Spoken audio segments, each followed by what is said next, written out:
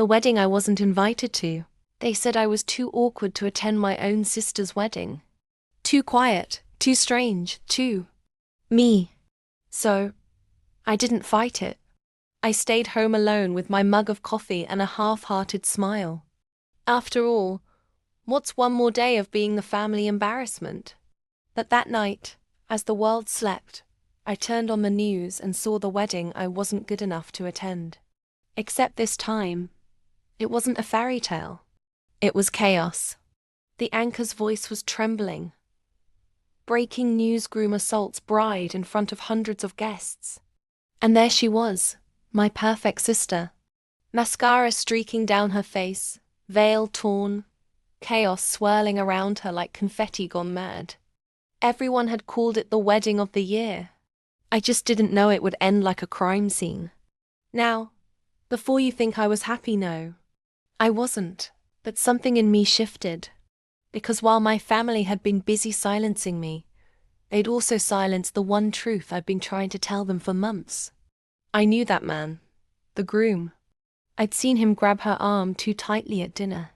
I'd heard the tone in his voice when he told her what to wear. I'd warned her and my parents that he wasn't safe.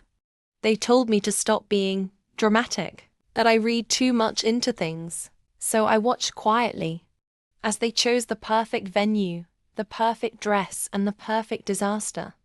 And that's when my revenge began, not against my sister, but against the illusion that my silence meant weakness. The next morning, I packed my laptop and drove to the local newsroom. I had photos, screenshots, messages, receipts of every red flag I'd tried to show them. The reporters ate it up.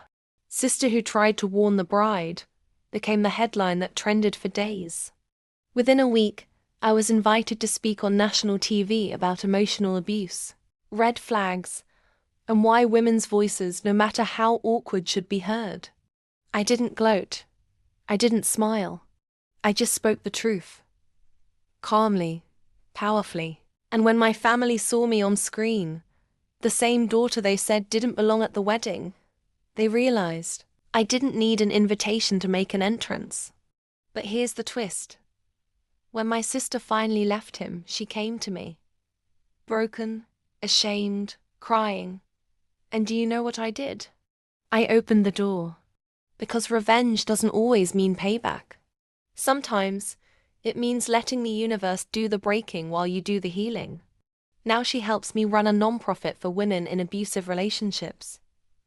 We speak in schools, on panels, even at weddings.